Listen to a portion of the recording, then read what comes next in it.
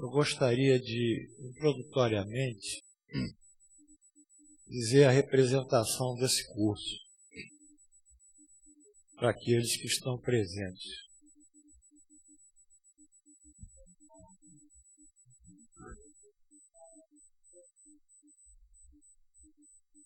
Enfim, porque um curso como esse não é um curso comum. Como nós estudarmos geografia, história, e entrando numa sala de aula, temos apenas a obrigação e o dever de estudar aquela matéria. Esse curso tem um desdobramento psicológico e espiritual. Porque, em realidade, o seu propósito, como é o propósito da doutrina espírita, é a nossa modificação moral, de forma que gradualmente nos espiritualizemos e vamos, em paralelo, nos afastando do interesse do mundo, das coisas materiais. Esse não é um curso simples. Esse é um curso diferenciado, que iniciou-se em maio de 1993, através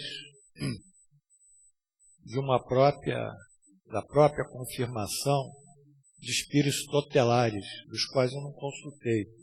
Eles que me deram a resposta, nem médios eu consultei. A sua origem foi no mês de maio,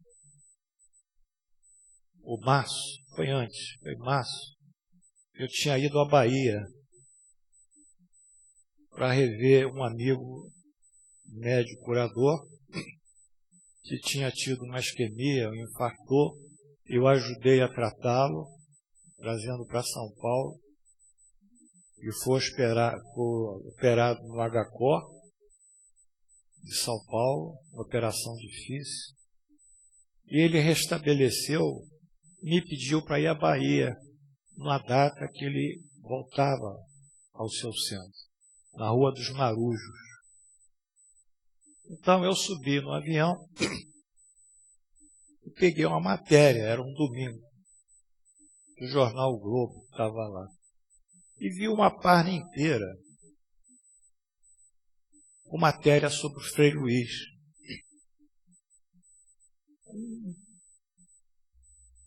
Declarações de artistas da Globo, declarações de pessoas famosas, uma matéria leiga. E, além de ser leiga, posicionava a nossa instituição como uma instituição milagreira, e que as pessoas achavam que era um encantamento tudo isso. Essas que nunca estudaram a doutrina. E ali mesmo no avião eu falei, mas como? Nós temos que fazer alguma coisa a mais pelo lar de Frei Luiz. Na volta, eu me entendi com o então presidente, o Luiz Augusto. Falei, Luiz Augusto, eu queria abrir um curso às segundas-feiras, assim. Falou, sem problema, Paulo. Sem problema. E aí, com o apoio do Luiz Augusto e de outras pessoas, nós iniciamos esse curso. De lá para cá, ele foi ininterrupto. Havendo um período de 1 ano e meio que eu dei o curso, por outras razões, numa casa aqui da Rua Mananciais, um salão de festas, que era mais adequado nessa época para mim. Depois, quando Helena me pediu, Helena Gazola, Então eu voltei e reincitei esse trabalho em março de 2011. Já estamos há 4 anos no curso e estamos na pergunta 455, além da introdução que estudamos e do preâmbulo do Livro dos Espíritos. O curso teve diversas gerações de pessoas que me acompanharam. Diversas pessoas me secretariando e diversas pessoas como alunos. Mas o curso manteve sempre a sua coerência. E dentro desse contexto, nós fomos vendo que o curso, justamente, não é uma coisa do dia a dia. Não é uma academia, não é um colégio, não é uma faculdade. É algo que, se for bem assimilado, nos dará uma visão muito mais realista da doutrina espírita e do nosso espírito frente à realidade de Deus. Frente ao que representa Deus para nós e o que representa o seu preposto maior, Jesus, e o que representa nós trabalharmos cada dia mais, perdoando, sendo indulgente, sendo compassivo, sendo tolerante, passando amor, perdoando, compreendendo, nos aquietando intimamente nos momentos críticos e aguardando a ajuda divina. Então, mais do que óbvio, quando nós puxamos a coisa para o bem, o mal vem atrás. O mal começa a atuar. E esse mal vem com os próprios alunos, alguns com problemas de obsessão e de perseguição espiritual, em que os seus obsessores fazem força para que eles desistam, renunciem ao curso, se desmotivem, enfim, porque eles sabem que é através desse ensinamento, porque os antigos gregos diziam, conhecimento é poder, e à medida que nós adquirimos mais conhecimentos espirituais e desenvolvemos mais as nossas virtudes, nós temos um poder de estar mais próximo dos espíritos superiores e os bons espíritos, e um poder mais próximo de sermos assistidos soberanamente por Deus. Então, não é um curso comum. Por isso que eu fiz esse histórico introdutoriamente, porque neste dia de hoje, nós estamos homenageando o professor Kardec. No dia 3 de outubro do ano de 1804, nascia na cidade de Lyon o professor Kardec. Já preparado para a missão que teria que levar sobre os ombros, espiritualmente preparado. Não vou falar aqui da biografia espiritual das encarnações anteriores de professor Kardec, porque isso não é objeto desse momento. Mas posso dizer a vocês que a tarefa dele foi única, foi hercúlea. Eu mesmo, quando preparo essas aulas aos domingos, eu me deparo com uma surpresa. Como é que o professor conseguiu publicar 12 números de sua revista espírita, números que saíam mensalmente de forma pontual? Às vezes um número mensal tem 40, 50, 60 páginas.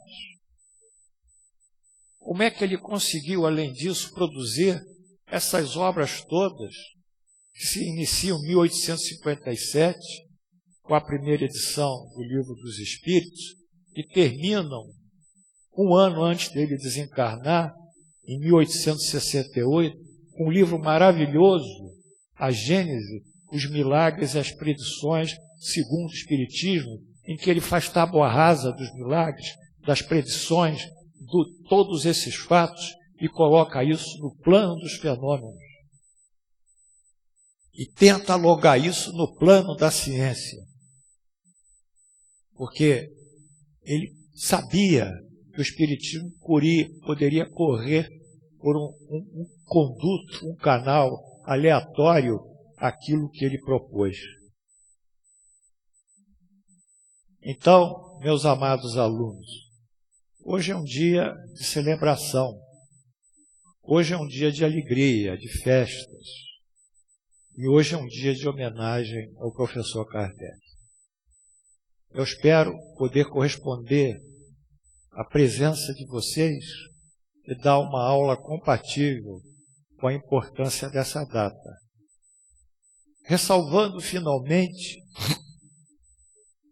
que o professor Kardec hoje é pouco lembrado em muitos centros espíritas.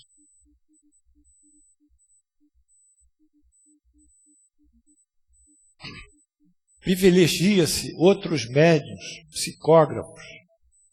Numa Bienal do Livro, acho que há 4 anos atrás, em São Paulo, eu entrei no estande da FEB e tinha só uma grande foto do Chico Xavier e as obras dele espalhadas. Eu perguntei ao balconista, cadê as obras do professor Kardec? Onde é que estão as coisas dele? Elas estão aqui, aqui, aqui. E me deparei com essa polarização, às vezes, de corrermos para as obras psicografadas, que relatam certas situações no mundo espiritual, as quais todas estão já capituladas nos textos de Kardec, só que as pessoas não conseguem estudá-lo. Vocês verão um artigo hoje da Revista Espírita clássico sobre mediunidade sonambúlica. Clássico. Clássico.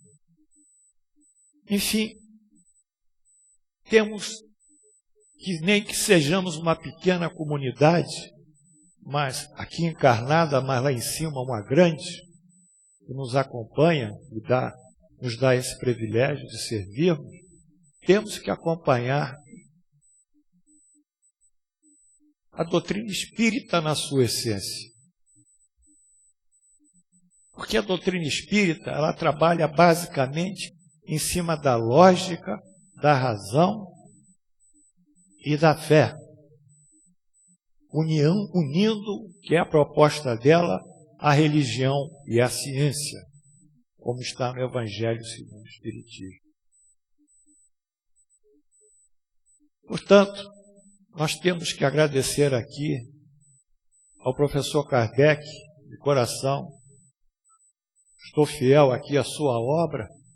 Já foram 4 anos para fazer 400 perguntas. Sei lá se a gente termina e chega o número 500. Mas vamos, igual uma formiga, fazer um trabalho bem feito que possa dar mais, eu diria, substância e esclarecimentos aos verdadeiros estudantes da doutrina espírita. É isso que ofereço ao senhor, professor, nesse momento. É isso que me empolga nesse momento.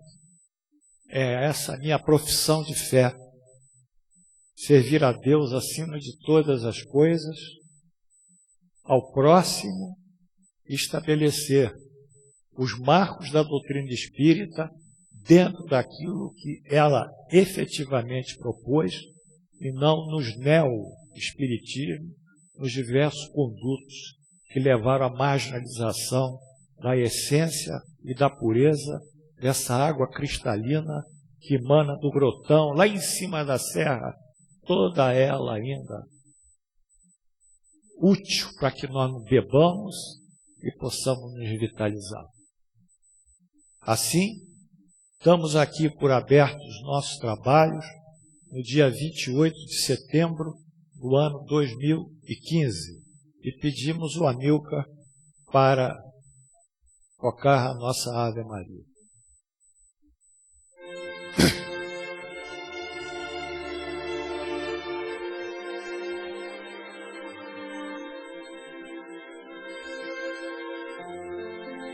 Jesus, Divino Mestre, Senhor, esteja conosco nesse momento. Deus, nosso Pai, abraça-nos. Bons Espíritos, que a sua presença nos chegue.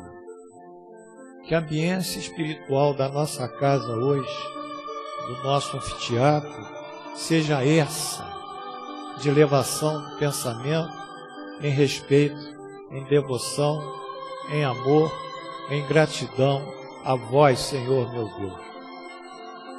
Que tenhamos aqui a presença dos Espíritos comunicantes, os que são contemporâneos de Kardec e que deram essas mensagens que constituiu todo o processo de construção da doutrina espírita. Deus nos abençoe, nos dê saúde, nos dê paz, nos dê razão, nos dê capacidade de enfrentarmos todos os problemas com segurança, lógica e fé. Que abençoe aos alunos e aqueles que não compareceram por alguma razão, e seus familiares. Assim, em nome de Jesus e pela graça de Deus, abrimos os nossos trabalhos no dia de hoje. Assim seja.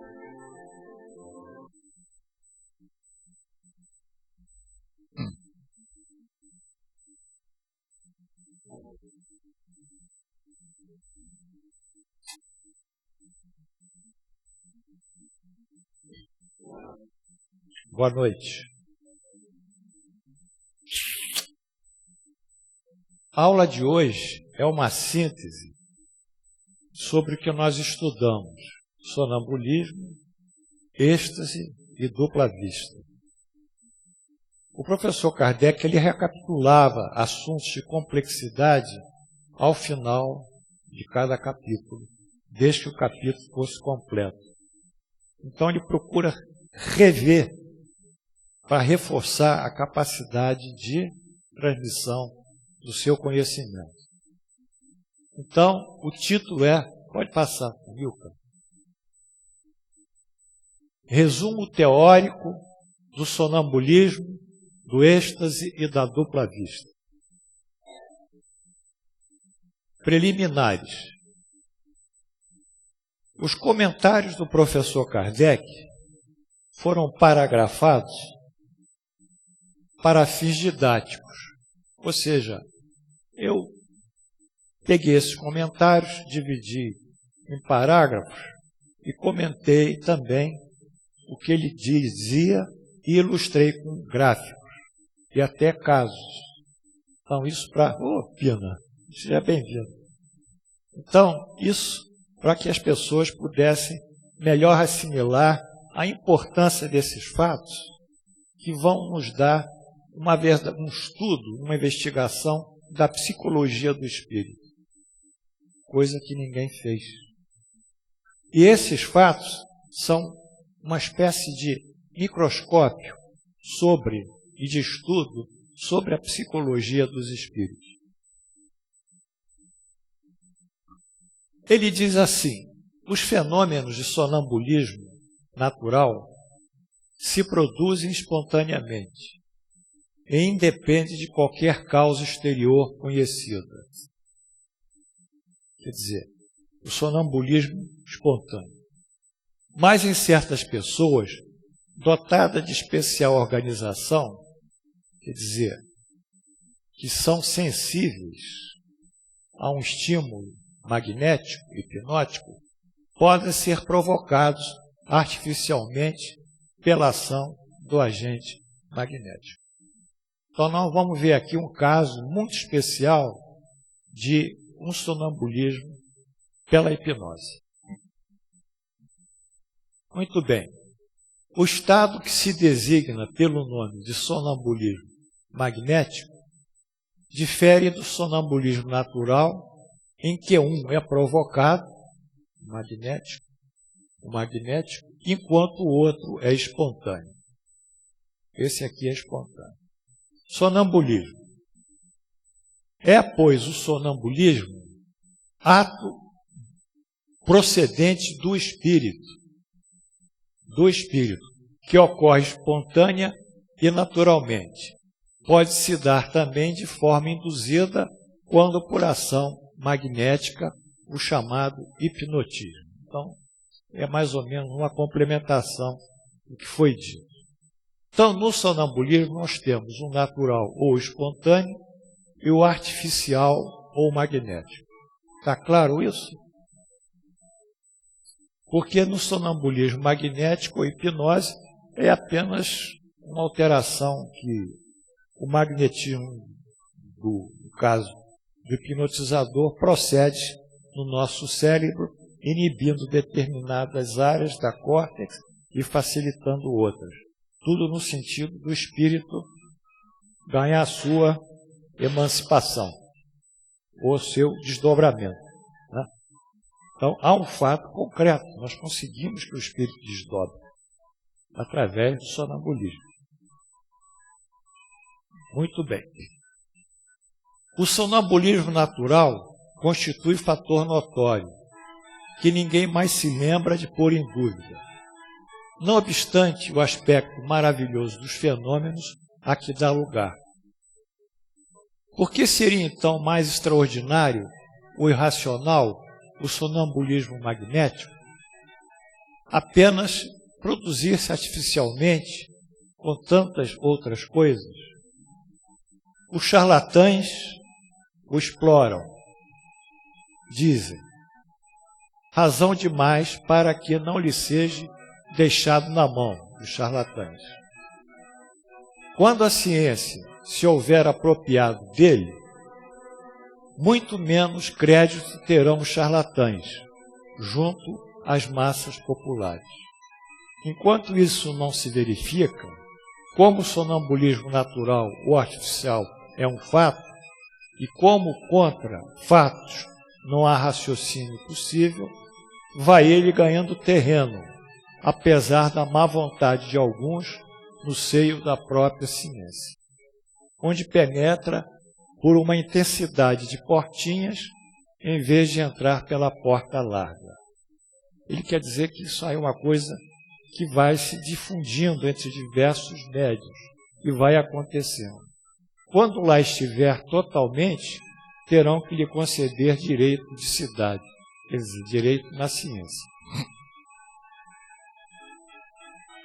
Muito bem, aqui temos um problema metodológico, que é o estudo. Observa-se que em todo conhecimento novo, que ainda não pôde estabelecer-se em base estritamente científicas, a ação de pessoas ambiciosas e de má fé são aquelas que o professor designou de charlatães.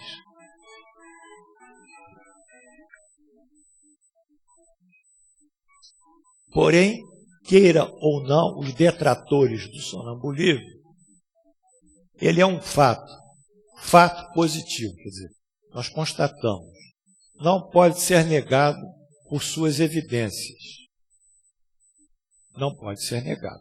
Dia virá que a ciência dele se apropriará, tornando agora assim um fato científico. É questão de evolução. Então, nós aqui fizemos um gráfico que é muito interessante. Todo fato novo, que não tem ainda uma metodologia científica, para a ciência dizer 2 e 2 são 4, a força da gravidade é 9,8 metros, a aceleração da gravidade é 9,8, são 9,8 metros por segundo em cada quadrado, por cada segundo elevado ao quadrado. Então, enquanto não tiver isso, essas leis clássicas, matéria atrai matéria na razão direta das massas, inversamente no quadrado da distância que separa, que é a ciência. Então, o espiritismo ele está perdido por um certo lado, Porque as pessoas são alvo de charlatães. Eu não estou falando de sonambulismo, estou falando de uma coisa mais geral, que é o espiritismo. Então, como o espiritismo tem as suas regras, mas essas regras necessitam estudo sério, os charlatães andam. Mas não são os charlatães encarnados só, são também os espíritos, que é mais interessante e que eu rio, porque os espíritos também, que têm a terceira ordem, né, na classificação de Kardec, e são 3 ordens e 10 classes, tem os espíritos pseudo-sábios, que falam bonito, enganam, tem os espíritos que têm uma crueldade em si, procuram o mal, a dissensão, tem uma classificação muito grande. Então as pessoas acham que os espíritos todos são superiores, que o que vem através do espírito vem do plano celeste, e pelo contrário, pouquíssimos que são espíritos elevados se dão a comunicação. Pouquíssimos. Então, essa ciência nova, ou a doutrina nova, ela tem que ser apropriada, eu diria, pela ciência, esses fatos, né? Amilcar, liga aqui, porque o pessoal está sentindo calor, por favor.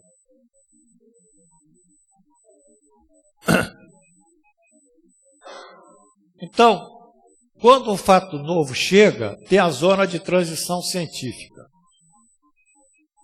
Diminui a temperatura aqui, bota 17 graus. A zona de transição científica, que é o que se dá na maior parte das pessoas que frequentam o centro, que é a apropriação de charlatães, encarnados ou desencarnados. Tanto faz, é tudo igual.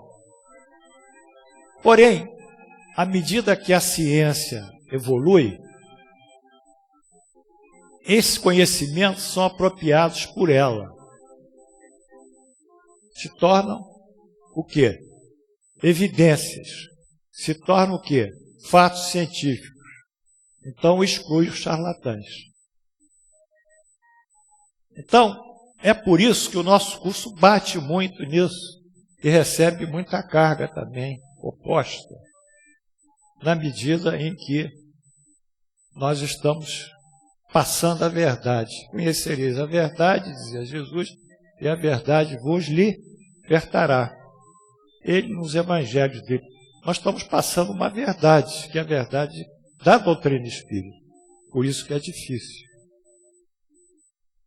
Então, essa transição é que ainda o sonambulismo está na zona de transição científica, como o próprio espiritismo também, embora do ponto de vista experimental, do empirismo, da experiência, o empirismo experimental, uma da metodologia espírita, né, criada por Francis Bacon, então ele vai, embora ele já seja comprovado espiritualmente, a ciência ainda não adotou. Que a ciência não descobriu ainda um aparelho para regularmente detectar os espíritos. O nosso aparelho de investigação, como o professor dizia, são os médios. Dizer, os médios, para mim, foram os instrumentos de investigação, a semelhança do microscópio que estuda um tecido. Eu nunca dei crédito a médium, eu estudava, foram meus instrumentos de investigação. Podiam acertar, como podiam errar. Vamos em frente. Bem, um dos efeitos do sonambulismo é a dupla vista. É a vista espiritual. Essa é a primeira vista. E aqui é a segunda vista. Para o espiritismo, o sonambulismo é mais do que um fenômeno psicológico. É uma luz projetada sobre a psicologia. Preste atenção. É aí que se pode estudar a alma, porque é onde esta se mostra a descoberta. Ora, um dos fenômenos que a caracterizam é o da clarividência, independentemente dos órgãos comuns da audição, da visão, o nosso órgão da visão. é a clarividência. O professor Kardec assinala constituir-se o sonambulismo um excelente recurso de investigação. Se eu tivesse tempo, a gente até faria um laboratório experimental, não é isso? Mas aí a minha função é ser didata, né, ser pesquisador. E pesquisa, recurso de investigação e pesquisa da psicologia do espírito. É por isso que na Revista Espírita, o professor Kardec diz: Revista Espírita, jornal de estudos psicológicos. Ele já sabia que o comportamento do espírito era fundamental para compreender o comportamento do homem. Entendeu, Paulo? O comportamento do espírito é fundamental para compreender o comportamento do homem. Mas como o comportamento do espírito tem um viés moral, a religião pega esse viés moral. E a ciência sai desse viés moral. A ciência não quer saber disso. E a religião apropria esse viés moral e segue no seu caminho dogmático. Mas a psicologia do espírito, ela vai dizer do como o indivíduo é, por que ele é, e em generalizando a coletividade, porque a humanidade passa por essas crises. O Brasil passa por uma crise séria, que a cada dia avança com uma nova surpresa. Nós não temos um futuro ainda delineado. A gente pode ter crise, mas pode ter uma perspectiva. Nós não sabemos ainda nem a perspectiva. Mas por que o Brasil passa por isso? Isso aí é um outro aspecto. O Espiritismo pode explicar também. Ele vai explicar pela reencarnação. Vai explicar pela reencarnação. Muito bem.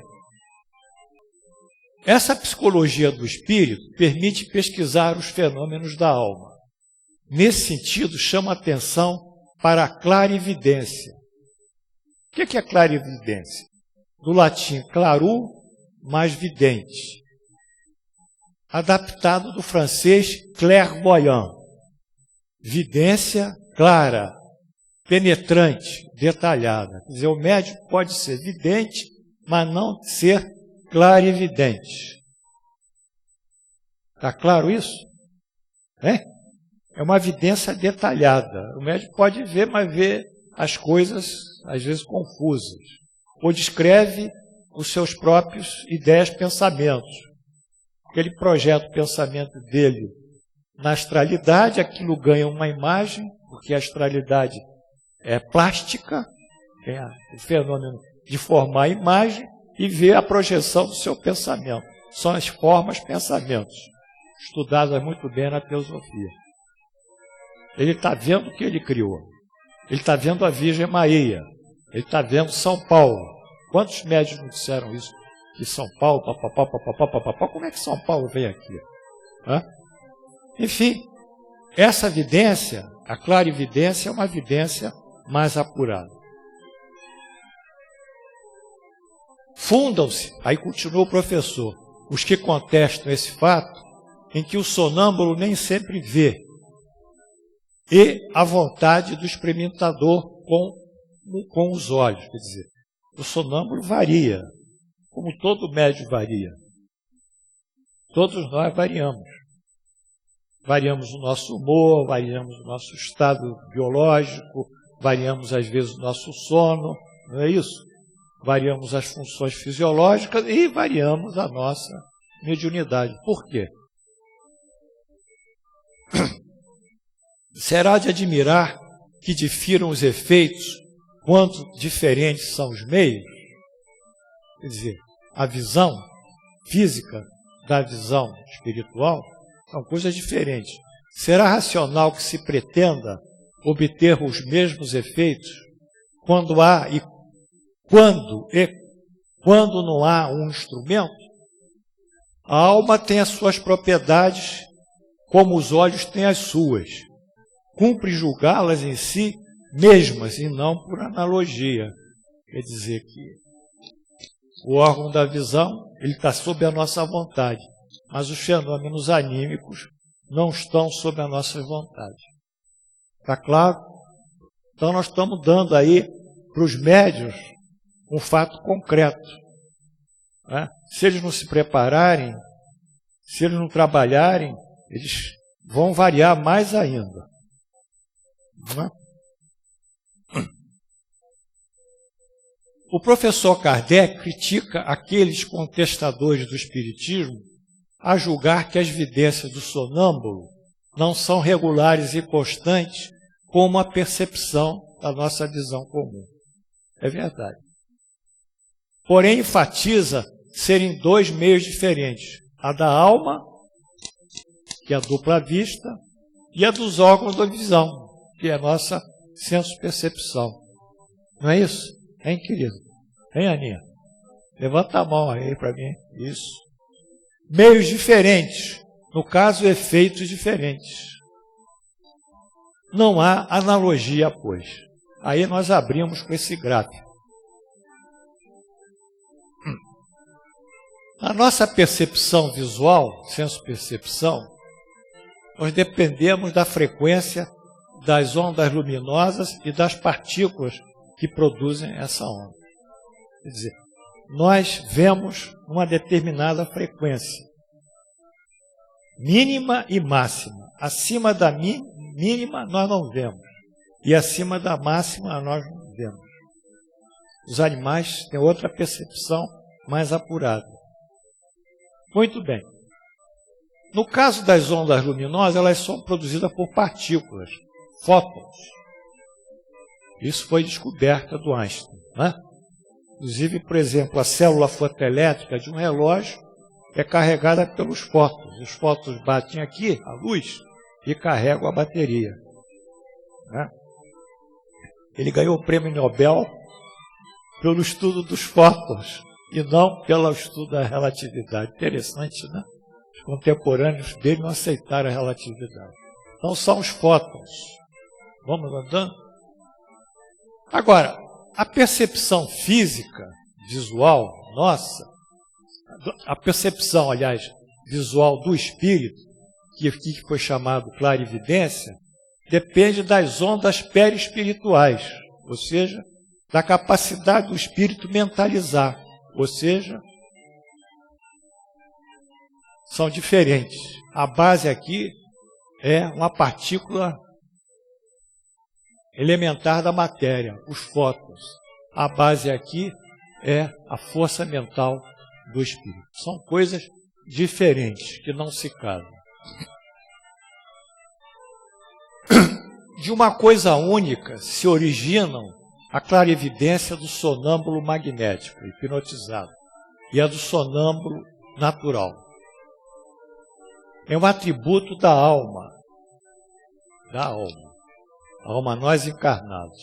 Uma faculdade inerente a todas as partes do ser incorpóreo, a alma, que existe em nós, e cujos limites não são outros senão os assinados à própria alma. O sonâmbulo vem em todos os lugares, aonde sua alma possa transportar-se, qualquer que seja a longitude. Então, a vidência do sonâmbulo vai depender da capacidade da alma se transportar. Alongando seu raciocínio, o professor reitera ser a chamada clarividência atributo da alma, tanto o sonambulismo natural como o magnético, hipnose.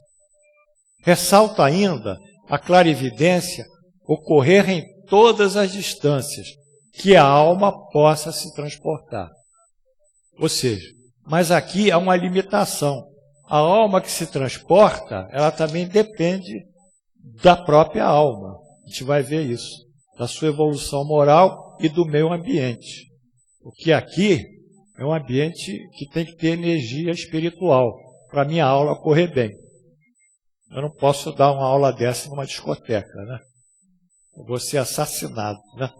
Mentalmente pelas ideias de lá. Não? Aliás, nem vou lá porque eu me passo mal esses lugares. Muito bem. Então a alma, ela tem a dupla vista. E ela pode caminhar a distâncias.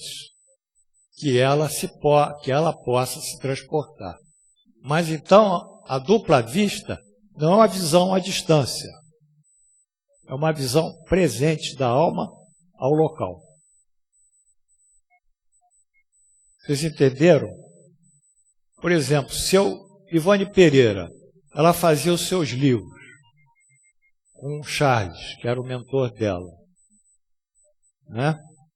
Charles hipnotizava a Ivone, era o espírito. O espírito hipnotizava ela. Ela caía em transe hipnótico, desdobrava e Charles ia mostrar a Europa medieval.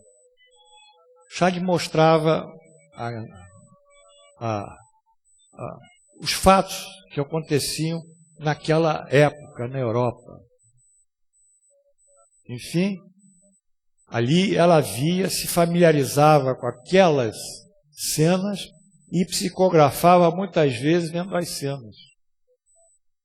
Interessante, ela psicografava pela evidência, ela via as cenas. Ela estava desdobrada pelo Charles. Leon Denis, que é uma pessoa belíssima, né, que pouca gente estuda, ele nas suas sessões, ele era perfeito, ele trabalhava na desobsessão sem doutrinar. Os espíritos que acompanhavam ele que iam dizendo as coisas para que fossem feitas na desobsessão. Todo comando da mesa mediúnica de Leon Denis não era dele, mas sim dos espíritos. É o melhor. Então, os espíritos que informavam a ele, não era ele que falava. Né? É um caso lindo também a ser estudado. Então, a alma é que foi ao lugar e viu. No caso de visão à distância, o sonâmbulo não vê as coisas de onde está o seu corpo, como por meio de um telescópio. Vê-as presentes, como se achasse no lugar onde elas existem. Porque sua alma, em realidade, lá está. Por isso é que seu corpo fica como que aniquilado e privado de sensação, até que a alma volte a habitá-lo novamente. Esse é um problema do sonâmbulo. O sonâmbulo, se a alma sai, ele perde a energia vital que a alma capta no mundo espiritual. A vitalização, que entra pelo bulbo aqui, a nossa energia vital. Então o corpo se prostra. E um trabalho muito grande sonâmbulo o exaure e gera doenças para ele. Doenças. Porque o corpo vai perdendo a força vital naquele período. Aí vai cair a imunologia dele, vai ter fenômenos de problemas de doenças. A evidência do sonâmbulo, sendo qualidade do espírito, se dá quando ele se transporta ao local presente. Está ali. Ele aí mesmo observa. Poder-se-ia dizer visão in loco. Nesse momento, a alma emancipada deixa o corpo físico prostrado, ausente de sensações. Um caso interessante de sonambulismo que vem aqui é do nosso Eurípides Barçanufo. Seu Eurípides.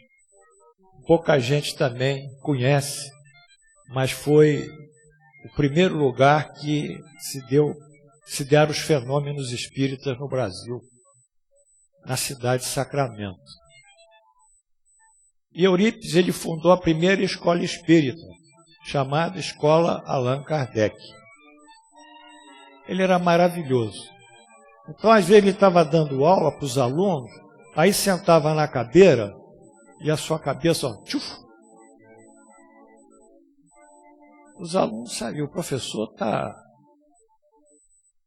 em concentração, o professor está... ficar em silêncio. Sonambulismo espontâneo. De repente veio uma notícia mais tarde, que o senhor Eurípides visitou o fulano de tal, que estava com uma doença tal, e curou o fulano de tal, não sei o quê. Mas no mesmo momento, ele estava dando a aula. O perispírito dele foi lá, com a ajuda dos espíritos, e atendeu o indivíduo. Foi um desdobramento. Depois voltou para o corpo. Ele acorda, assim, Demétrio, acorda outra vez e continua dando a aula. É um fenômeno maravilhoso. Né? Então, a alma, quando sofre essa emancipação, quer dizer, ela sai do corpo físico, ela se transporta e dá a visão dupla. E a visão dupla é no local dos fatos. Não é a visão telescópica, não é a visão à distância, é nos fatos. Está claro também? Então vamos andando. Se tiver dúvida, vocês perguntam. Essa separação parcial da alma e do corpo constitui um estado anormal. Não é normal ser sonâmbulo. Não é normal, é anormal. Suscetível de duração mais ou menos longa, porém não indefinida. Quer dizer, pode durar mais ou menos, mas porém ela se extingue. Daí a fadiga que o corpo experimenta após certo tempo, mormente quando aquele se entrega a um trabalho ativo de sonambulismo. Então, eu já contei um caso aqui do irmão do Lauro Neiva, lá em Belém, que ele era hipnotizado e chamado para fazer certas investigações. Uma delas, um avião caiu na Amazônia, né? E não tinha um contato. Ele foi lá e descobriu, descreveu o lugar. Mas esse irmão foi tão hipnotizado, tão colocado em estado sonambúlico, que ele faleceu precocemente. As coisas não são assim de graça, né? Porque o espírito saía sempre e deixava o corpo sem energia.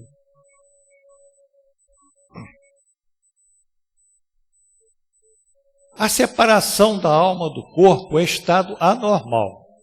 Priva-o dos influxos energéticos, preste atenção, dos influxos energéticos que a alma capta do mundo espiritual, com a sua subsequente transmissão. O corpo ressente-se e entra em fadiga. Ou seja, quando é que o cara morre? Ele morre exatamente quando a alma sai do corpo, em definitivo.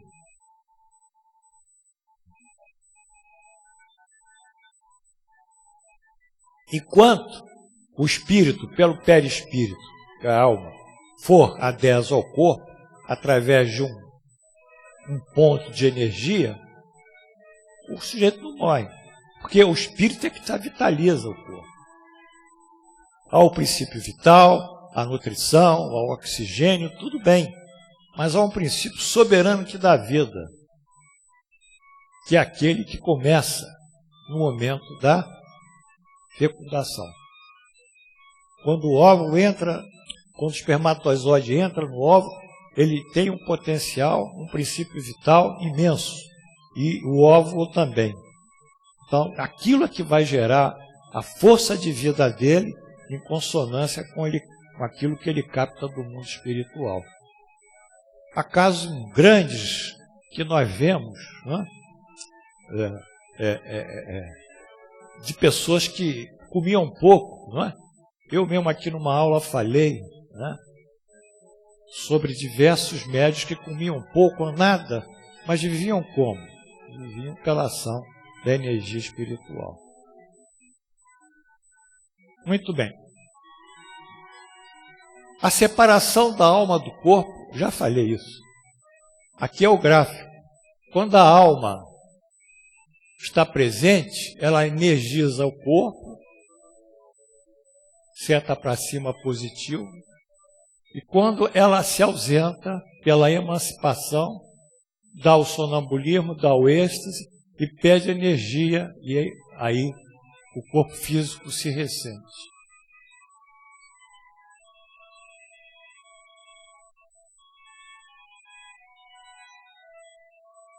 A vista da alma ou do espírito, preste atenção, eu chamei o do espírito, mas a casa é alma, não é circunscrita e não tem sede determinada. Eis porque os sonâmbulos não lhe podem marcar um órgão especial. Vêm porque vêm, sem saberem o motivo nem o modo, uma vez que para eles na condição de espíritos, a vista carece de foco próprio. Não precisa ter um aparelho de visão, um aparelho visual no sistema. Se reporta ao corpo, esse foco lhe parece estar nos centros onde maior é a atividade vital, principalmente no cérebro. Aí eles dizem, na região do epigastro aqui, ou no órgão que considere o ponto de ligação mais forte entre o espírito e o corpo. Muito bem. Então, nós vimos isso ao estudar o capítulo 6 da vida espírita. Percepções, sensações e sofrimentos do espírito. Nós vimos isso. No espírito, a faculdade de ver é uma qualidade inerente à sua natureza. Difunde-se por todo o seu ser, como a luz num corpo luminoso. Ou seja, ali a luz está dentro daquele recipiente, aquela lâmpada, ela se difunde. Então, não há um ponto de luz ali, há uma difusão da luz ali dentro.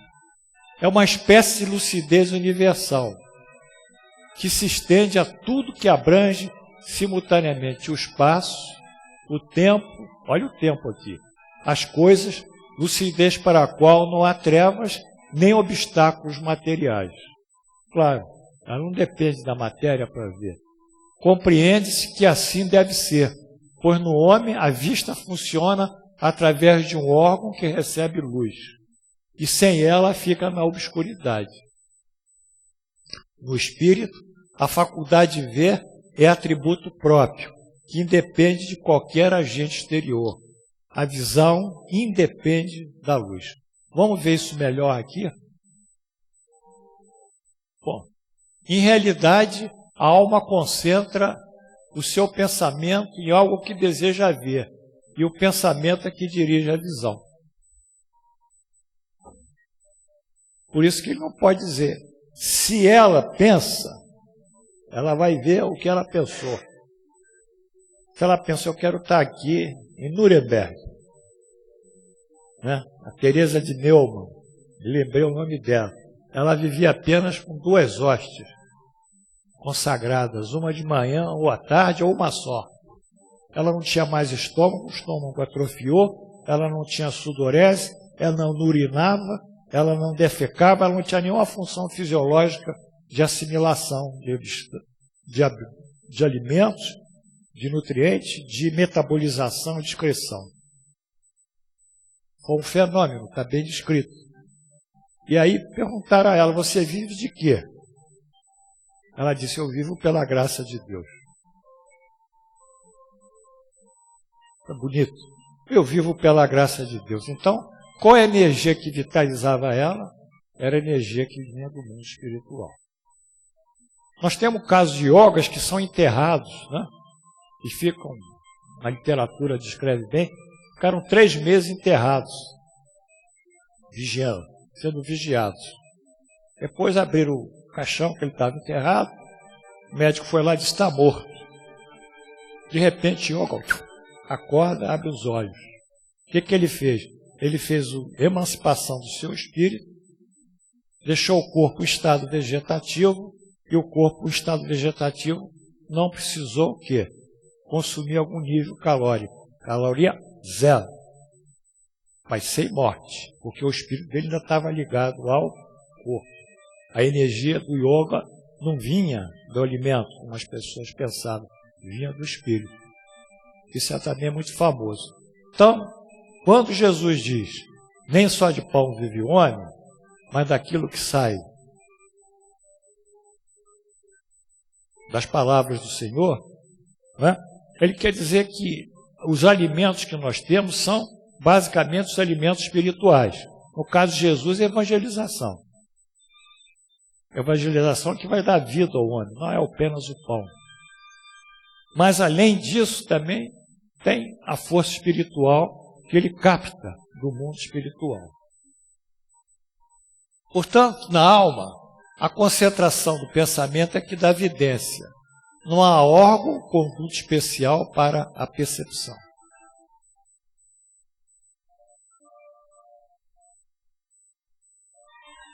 A gente fala em tanta coisa no espiritismo, os leigos que não estudam. Esse caso aqui é descrito por Allan Kardec, é um caso maravilhoso. Maravilhoso. Vamos ver. Um caso de clarividência. O senhor Marillon, que morava em Bercy, a rua Chereton, 43, desapareceu desde dia 13 de janeiro último. Foram infrutíferas todas as pesquisas para descobrir traços seus. Nenhuma das pessoas que ele costumava frequentar habitualmente o tinham visto. Nenhum negócio podia motivar sua ausência prolongada.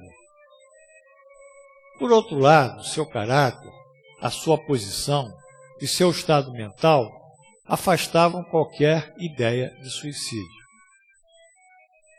Restava a hipótese que tivesse sido vítima de um crime ou de um acidente.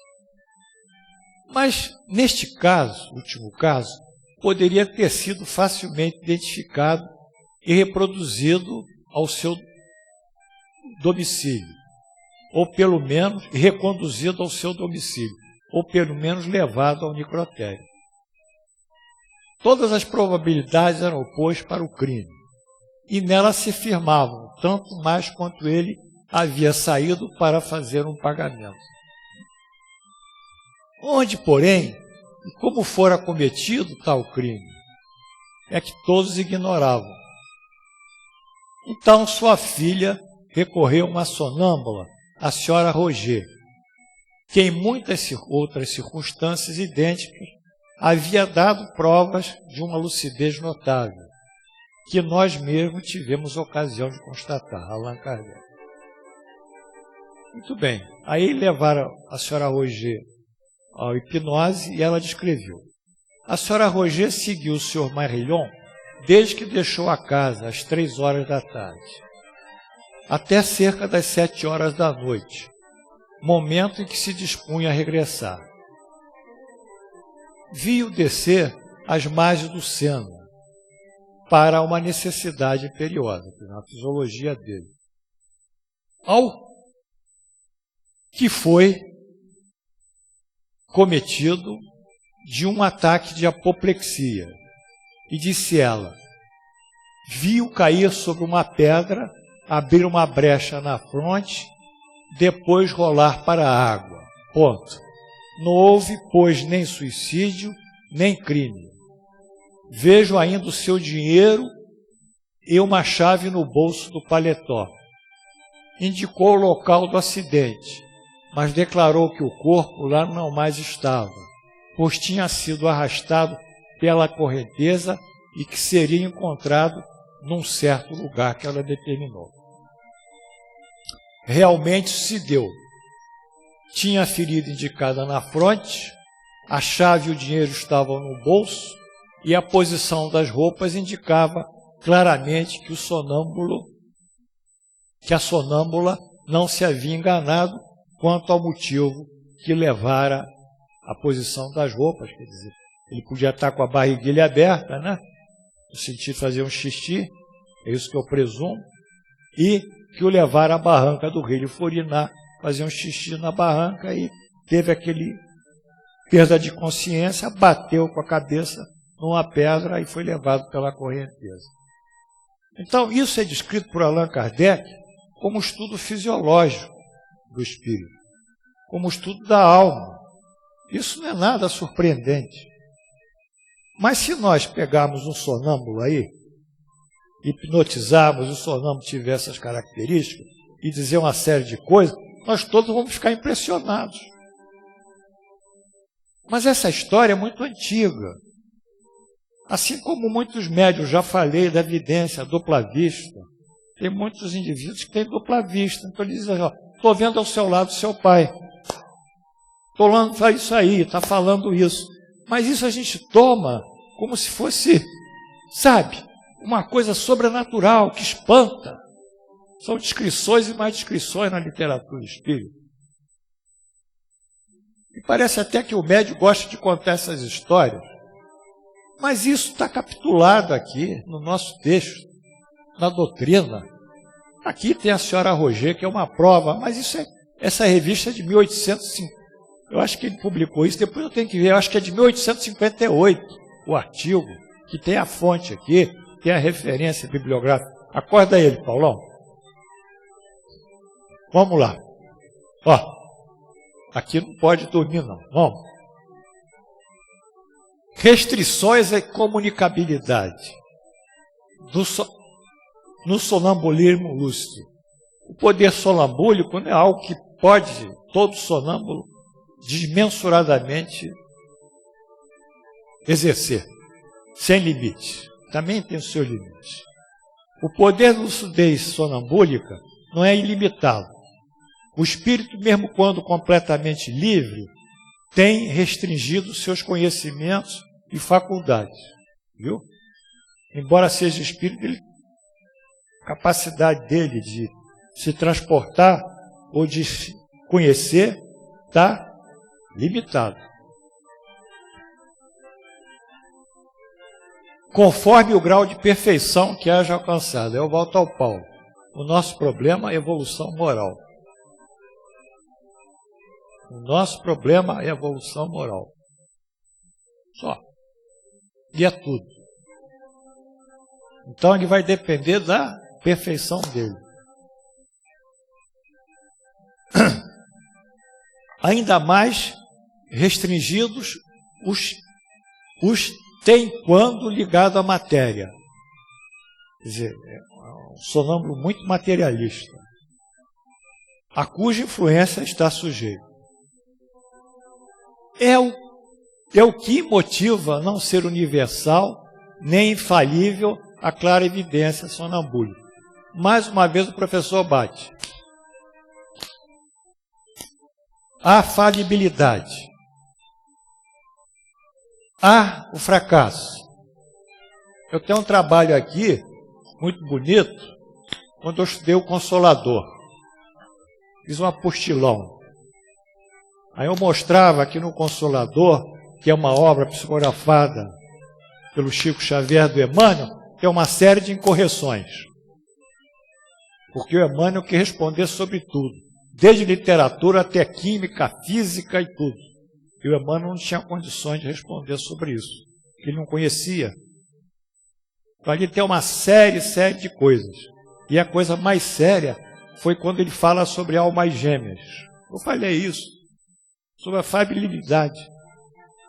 E quando ele fala sobre almas gêmeas, há uma descrição dela. Almas gêmeas são aquelas que reencarnaram diversas vidas juntas, que depois no mundo espiritual vão estar sempre unidas. Aquele blá blá blá de idealismo romântico que não cabe no realismo da frieza da razão do professor Kardec. Aí, como ele falou isso, a própria FEB, ao ler o livro,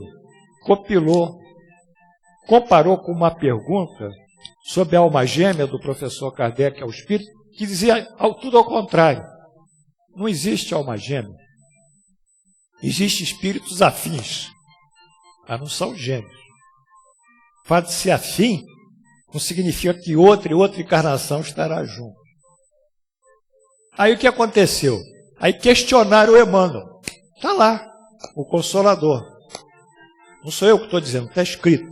Aí o Emmanuel disse que houve filtragem do médium. Eu me lembro dessa aula. Quer dizer, o médium entrou com o seu pensamento. Não foi ele, Emmanuel. Aí corrigiu. Mas se nós voltássemos a Allan Kardec, que é mais interessante, a apostila ela faz essa comparação, nós vamos ver o seguinte, que quando o Allan Kardec estava escrevendo transcrevendo uma resposta dada pelos espíritos comunicantes, no Livro dos Espíritos, e estava fazendo os comentários, em dado momento, ele escutou um barulho na porta na parede da sala. Puf, puf, puf, um barulho. Ele chamou a mulher dele, que chegou ali, Amélie Boudet, E disse, Amelie, tem alguma coisa batendo aqui, vamos examinar. Examinou, nada. Aí ele continuou com o trabalho, continuou a bateção. Aí ele resolveu parar. No dia seguinte, ele foi consultar uma médium. Disse assim, eu estava fazendo um comentário, o meu comentário dele também é um comentário intuído pelos espíritos, tem que saber, não tem nada dele, é uma simbiose. E ali, eu escutei uma batida na parede. Foi, porque o seu comentário estava improcedente. Mas eu rasguei 2 vezes que eu comentei que eu não gostei, joguei na lata de lixo. Mas mesmo assim não procede. Você vai ler no 5º parágrafo da página tal que você escreveu, do 5º ao 6º parágrafo, e vai corrigir. Maravilhoso. Aí ele voltou, leu aquilo, realmente não estava certo e foi corrigido. Então, o que aconteceu? Ninguém botou culpa no médium. Jogou a filtração. Foi a filtração do médium. Que é isso? Se é filtração, você tem que avisar o médico que está filtrando. É responsável por ele. Enfim, são fatos que desmistificam uma opção de coisa. Mas o que eu tenho que fazer? Eu estou aqui para isso, para dizer a verdade.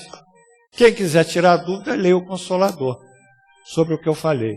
E quem quiser tirar dúvida, leia Obras Póstumas. Eu não me lembro exatamente que comunicação de médium, mas tem a comunicação do médium falando sobre isso. Allan Kardec consultou. Então, esse é o verdadeiro espiritismo. É esse que o professor, que hoje aniversaria, ele criou conosco, com os espíritos. Então, essa infalibilidade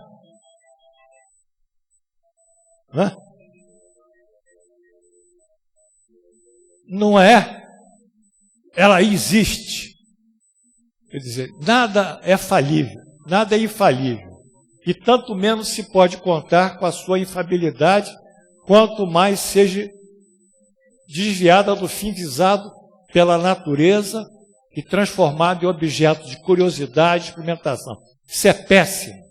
Uma das causas mais interessantes que está no Livro dos Médiuns, sobre informações deturpadas dos espíritos, é porque a pessoa quer perguntar coisas materiais. E o fato dela perguntar coisas materiais, isso altera o processo de comunicação e dá margem à saída de um espírito mais elevado para entrar um espírito galhofeiro. Então, uma das culpas é justamente o cara que pergunta. Ele tem que perguntar ao espírito sobre a moral, sobre coragem, sobre fé, sobre todas as virtudes como ele pode adquirir. E não perguntar se vai ganhar ou não a loteria, se está devendo ou não e como vai pagar a dívida. É a série de coisas que eu vi. Uma vez eu vi aqui, ainda na Santa Martinha, o sujeito entrei na sala, estava começando a sessão, o cara estava abrindo uma escritura de um imóvel do meu lado. Olhei aquilo, o que é isso aqui? Estava abrindo a escritura, que problema com esse imóvel tem aqui, que ele está colocando isso aqui aberto. Ele acha que o espírito é para resolver o problema do imóvel. Então, foi gozadíssimo. Então, essa curiosidade de experimentação, ela vai influenciar os espíritos habitantes do mundo espiritual, que foi descrito já no capítulo 6. Também. Assim, a lucidez dependerá das condições morais do espírito, não é infalível, e neste caso do objeto da investigação. Eu quero falar com meu pai e com a minha mãe. Como é que vai falar com teu pai e sua mãe? Eu vim aqui, desencarnou ontem, anteontem, semana passada, e taca a pedir. Aí vai o médium, tchuf, tchuf, tchuf, tá bem, pede prece, não sei o que, aquela coisa padrão. E a pessoa sai dali achando que falou com o pai e com a mãe. Isso, às vezes, é o próprio médium, ou às vezes é o espírito, né? Enfim. Vai depender das condições morais do espírito e do objeto de investigação. Curiosidade e interesse materiais são energias negativas, opostas à ambiência espiritualizada, facilitadora da comunicabilidade dupla vista. Então, aqui temos os problemas que inibem, né, o bom trabalho do médium sonambúlico. Então, quais são as influências? Evolução espiritual, que é a melhor influência. E qual a influência negativa? O objeto da pesquisa espiritual, que é a curiosidade, às vezes, ou material. No estado de despreendimento, em que fica colocado o espírito do sonâmbulo, entra em comunicação mais fácil com outros espíritos. Ele entra, sim, como outros nós vimos aqui, encarnados, se também estiverem em sono, tiverem saído do corpo, emancipados, ou não encarnados, aí já são espíritos no mundo espiritual. Comunicação que se estabelece pelo contato dos fluidos, que compõem os perispíritos e serve de transmissão ao pensamento como fio elétrico. Quer dizer, a energia que passa do perispírito, de um para outro. O sonâmbulo não precisa, portanto, que se lhe exprimam os pensamentos por meio de palavra articulada. Ele vê o sujeito pensando, que o pensamento é a própria comunicação nesse caso. Aqui no mundo nós temos que usar o aparelho fonador para expressar o nosso pensamento. Lá, o pensamento sai e o sujeito vê o que ele está pensando. Não precisa falar nada. Ele vê a intenção do pensamento, que deseja, que procura. Bom, de fato, é o perispírito do sonâmbulo que entra em contato com os perispíritos dos encarnados e desencarnados, estabelecendo assim, pelas forças do pensamento e da vontade, energia que produz a vibração do meio ambiente espiritual. Então, é como se fosse o som. O que é o som? O som é a vibração das moléculas do ar. Como é que essas moléculas são vibradas? Pelo impacto da nossa energia vocal ou de alguma coisa que cause impacto. Então o som começa a vibrar as moléculas e essa velocidade é 300 metros por segundo, se eu não me engano. Eu acho que é por aí.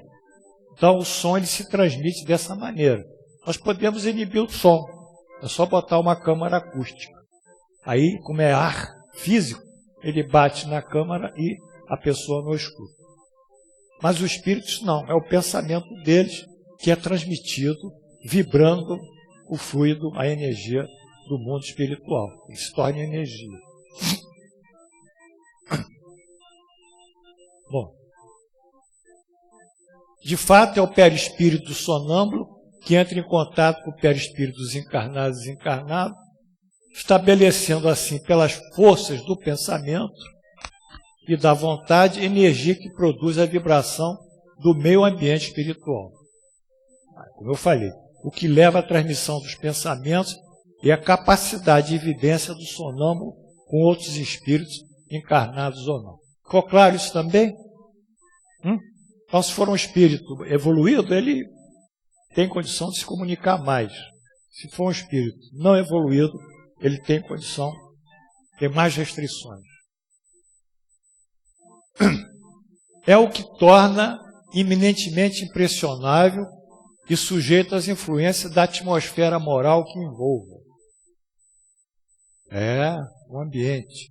Essa também é a razão porque uma assistência muito numerosa e a presença de curiosos mais ou menos malevolentes lhe prejudicam de modo essencial o desenvolvimento das faculdades, que, por assim dizer, se contraem, só se desdobrando com toda a liberdade no meio íntimo ou simpático. Quer dizer, a gente fazer uma sessão, uma opção de curiosos, pessoas que não têm nem iniciação espírita, às vezes é difícil. Difícil para o médium e difícil para o espírito. A gente tem que ter pessoas nessas circunstâncias, que trabalhem mentalmente a favor, criam um ambiente espiritual e de respeito. A favor e de respeito, mentalização. Cansei de ver nas materializações as coisas rodando, os barulhos, caía a energia espiritual, o doutor Oxalá mandava a gente rezar, o Senhor é nosso pastor. Aí começava todo mundo, o Senhor é nosso pastor, nada nos faltará, e para a gente voltar a se concentrar. E ninguém podia dormir, tinha que estar mentalizando.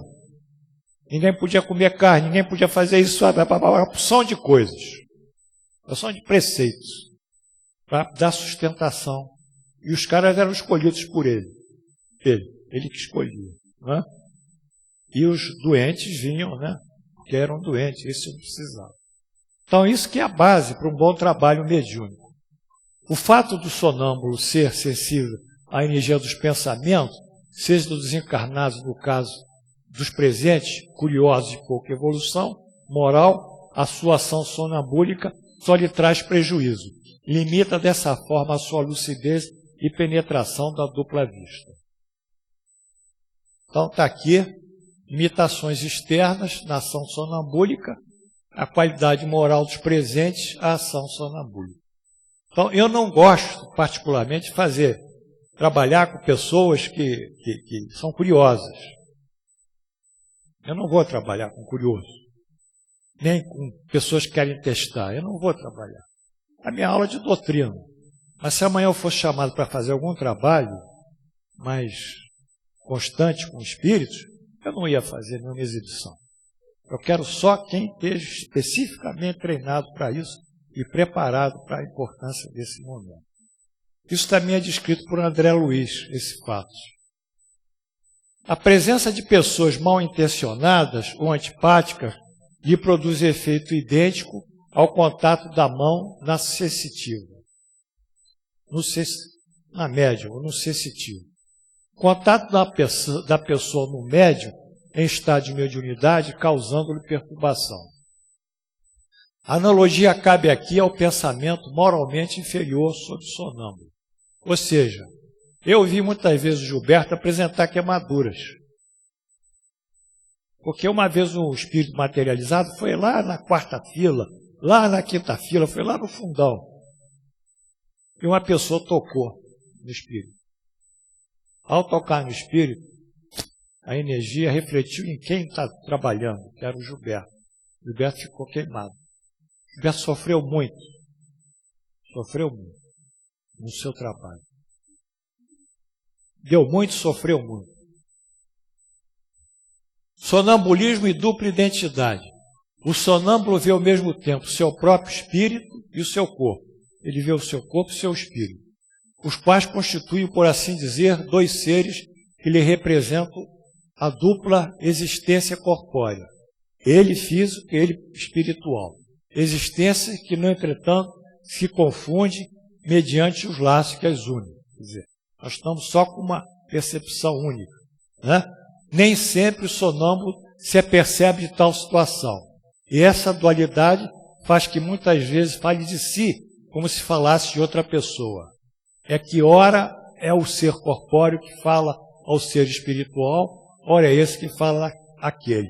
Quer dizer, ele vê o corpo físico, e ao falar do corpo físico, ele fala do corpo físico dele, ele como perispírito. Ou o corpo físico, na vidência, vê o perispírito dele e fala como se fosse outra pessoa. No estado de sonambulismo, o sonâmbulo, como nos diz o professor Kardec, forma uma espécie de dupla identidade, o que decorre da simultaneamente ver o seu corpo físico e o seu perispírito. A dupla identidade concorre para ir falar na terceira pessoa ao referir-se a um dos seus corpos. Então, estamos terminando. Então, aqui ele tem um corpo físico e aqui ele tem o perispírito. Né? Ora, ele olha para cá, vê outra pessoa que ele mesmo. Olha, ele olha para cá, vê outra pessoa que ele mesmo. Enfim, aqui, eles falam na terceira pessoa. Porque o João, ele acha isso e isso. João é ele. Porque o João, não sei o que, é a terceira pessoa. Então, eis aí a dupla identidade que Allan Kardec também explica. Eu acho que ela terminou.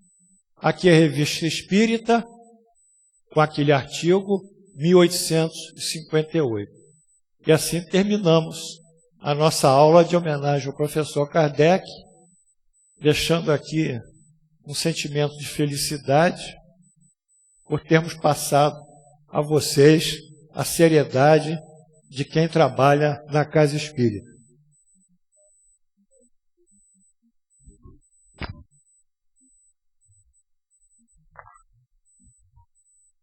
Quando o senhor estava falando do professor Kardec, eu tive uma visão. Veio um homem, pegou uma cadeira daquela ali, colocou aqui e sentou. O que você acha que é? Eu creio que era ele, Kardec. Pode ser. Ele não, mas ele mandou a imagem dele, né? Isso aí. Mandou, né? Que o espírito desse tipo não vem mais aqui. O perispírito. Não dá para ele. A pressão é muito grande. A densidade é muito grande. Mas ele pode mentalizar e jogar a imagem dele para nós. Isso não é impossível. Eu acho que todos aqueles que defendem a doutrina têm que encarar a dificuldade, mas tem que ser honesto, sobretudo. Então, eu queria agradecer a presença de todos vocês nessa noite inesquecível e vamos encerrar aqui dando um alô aí para o pessoal do Fraterno, um alô para todos vocês. Vamos levantar as mãos aqui, é isso, vibrando, ó, ao professor Kardec, a nossa homenagem de coração e a nossa homenagem como pessoas encarnadas. A ele os nossos melhores sentimentos de felicidade, de gratidão e de reconhecimento nessa data que no dia 3 nós comemoramos o seu aniversário. Deus abençoe o senhor, professor, e toda a sua falange e todo o seu grupo.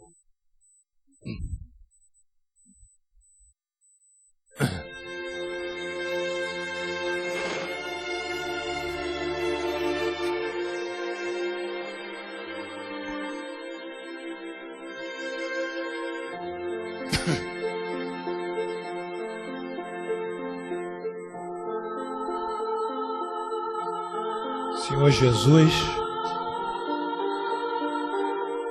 terminamos aqui a nossa aula, agradecendo a sua assistência, a vossa assistência, a dos espíritos comunicantes, a dos bons espíritos, enfim, a psicosfera que se formou aqui nesse momento, para facilitar o trabalho mediúnico intuitivo.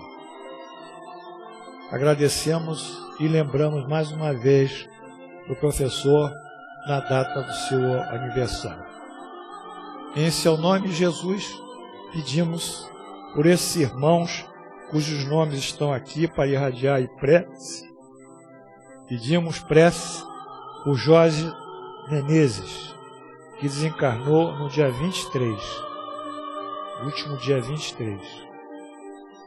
E pedimos irradiação para Joana Dias, que está no Hospital Rio Mar, com problemas de vesícula. Ela tem 16 anos, ótimo. Com 16 anos ela vai melhorar, porque o corpo ainda tem muita saúde. Eu, se tivesse 86, aí era mais difícil. A Joana vai melhorar. Enfim, nesse momento, elevamos o nosso pensamento na prece que nos deixaste, cheio de gratidão e amor.